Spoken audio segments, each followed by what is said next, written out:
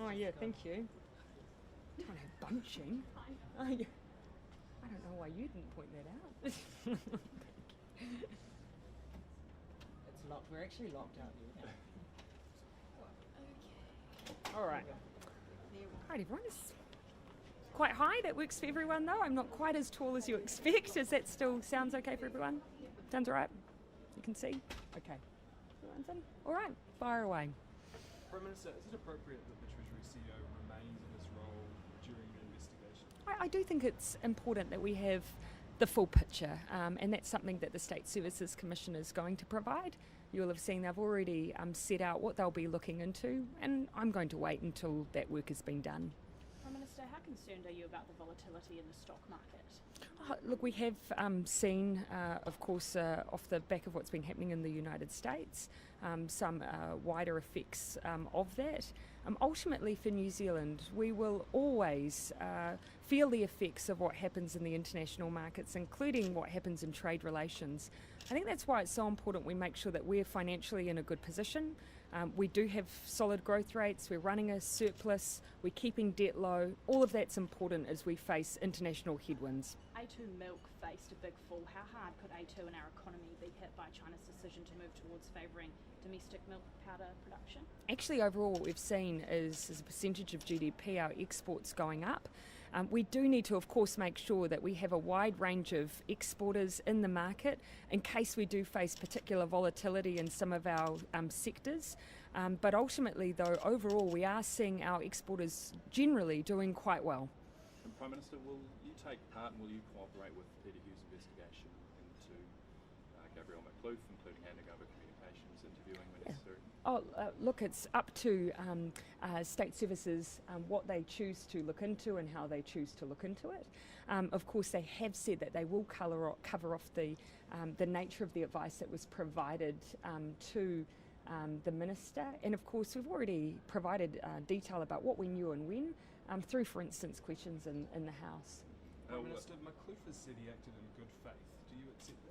Oh, look, I'm not going to make any judgments until the State Services Commissioner is finished doing that work. That will give us a more fulsome picture as to what happened. Until then, I'm really reserving judgment.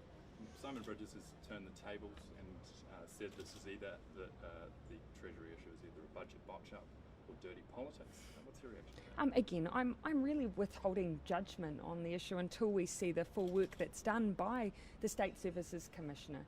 Ultimately, though, I think probably for the general public, they hear a bit of political point scoring. So I'm not going to engage in that. Do you know at all if Gabrielle McCloof's job in Ireland is at jeopardy at all? If it's found? Oh, look, that's just simply not a question for me at all. Obviously, my jurisdiction is New Zealand and not beyond that. Prime Minister, the NZTA has some recommendations for speed limit changes. Would you look at lowering speed limits? Yeah, our focus, of course, is on making sure our roads are safer. But where we've been focused are things like making sure that we have median barriers, rumble strips, improving those roads where we know there have been significant numbers of accidents, and that means investing more in our regional and local roads.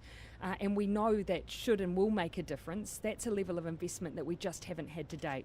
Handily, we do have the Minister of Transport behind me, so he might wish to add something to that. Well, NZTA are the experts, and they've released a new model today which looks at our entire roading network and how we can prevent the huge number of deaths and serious injuries that are happening on our roads. So the government's going to take a look at this work and the recommendations as part of a bigger transport safety strategy that's being led by Minister Genta.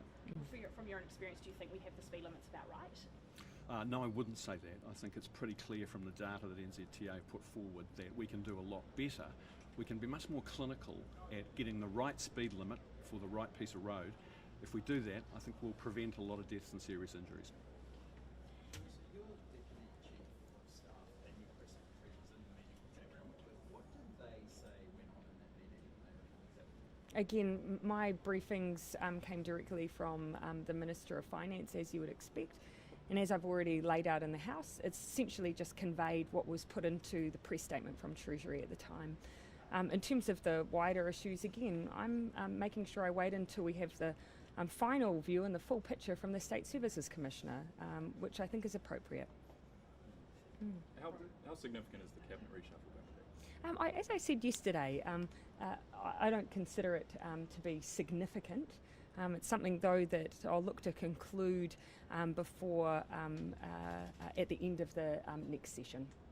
Prime Minister, researchers have found in the US that YouTube algorithms are directing pedophiles to content of family videos, including children. How worrying is that? Obviously anything that impacts on children in that way, of course, is something that I think everyone would share concern over. Ultimately, though, we have within a New Zealand context, the Department of Internal Affairs does good work in trying to prevent harm within New Zealand when it comes to child pornography. Should YouTube, though, take urgent action? Again, when it comes to things like algorithm use, there's been international calls for some time now of a greater transparency around how they are working. Civil society in particular asking for that transparency, and that's something that in the wake of what happened in Christchurch, there's equally been that same call. Obviously very different scenarios, but in terms of algorithm use, the same call to action. So look, that's something that I think that tech companies do need to really start responding to that, because people have questions. And we're asking parents how they feel about posting family videos online. Now, this is a bit personal. Do you feel comfortable after hearing this about posting family videos online? Obviously, every family will make their own decision as to how they deal with their own family's privacy. In that regard, I make decisions in the same way any other parent does. And it's fair to say that in this, environment, the digital age, it's a difficult space now for parents increasingly. Prime Minister, there's been wild weather in the north this afternoon, about 15 homes damaged. Yeah. Have you had a briefing on this? No, I haven't yet. I have been, unfortunately, in public engagements for some time, but that's something I'm sure that our Minister of Civil Defence will be engaged in. I'll look to touch base with them as soon as I'm finished here. The government will be there to support those families that have had roofs ripped off. Yeah, of course. Obviously, most often those tend to be dealt with by insurers. If there is wider spread damage, particularly that local councils are facing levels of clean-up, that's obviously where government often comes in behind with support. A proposed digital services tax would Yes. bring in about $80 million at 30 its to upper 80. level. Yep. Smokers, for example, contribute a tax take of almost $2 billion. Considering how huge these companies are, $80 million doesn't seem like a huge amount of money. Is that the right level? And those are estimates, but they're actually in keeping with what has been floated internationally. Our hope, obviously, is that the OECD will come up with a mechanism that will allow a fair tax to be applied to those multinational companies who are operating in New Zealand. And I think it is ultimately about fairness. If we don't see an international response, we will have a domestic one. And yes, that's the amount of revenue that will be generated, but I think it's better than having nothing at all. And is there an end time limit on that in terms of how long it might take an OECD agreement? There's been suggestion that over the next month that there might likely be a response. If that's not the case, New Zealand's ready to move. Okay. Prime Minister, what is your choice again about families that are putting videos up online? What Yeah. would you say to families? Again, I'm probably not quite the right person to ask. A different set of circumstances. You've got a daughter, though. Yes, but I'm a separate set of circumstances.